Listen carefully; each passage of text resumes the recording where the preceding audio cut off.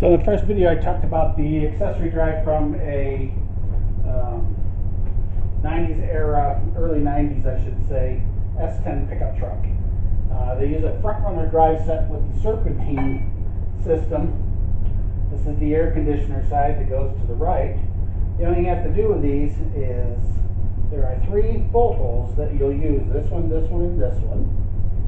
They go to these 3 bolt holes. One of these you put a stud in, and then these bolts go right there if it uses all 3. In this particular case, it just uses 2 of them, so it just kind of sits there right like, whoop, get it right behind that sucker. Yeah, it's gonna fight me on it until I find the right place for it. Oops, too high. Right there, and then down there at the bottom.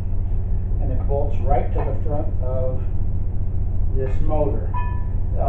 The new aluminum heads have the 3 holes drilled so that you can use them.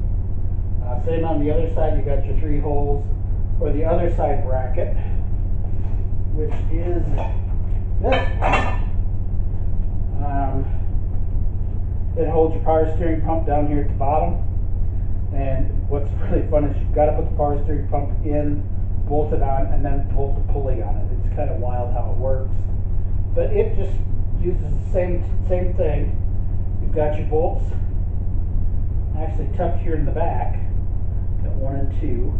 And then again down at the bottom, number 3. And it's the same scenario. These 2 top head bolts, and then that one down there at the bottom. I've got a stud in this one.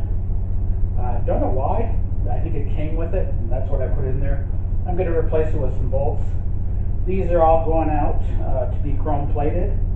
I could lighten them up a little bit or make them look a little bit better by removing some of the casting, but they'll do that for me at the chrome plater shop. I don't have to mess with it.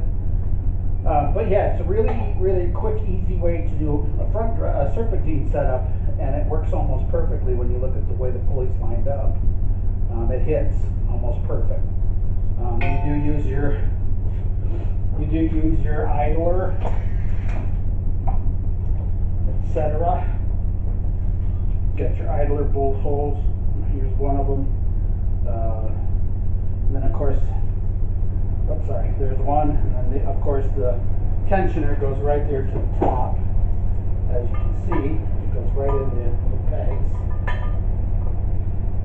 And that's your tensioner. Actually, let's put it up.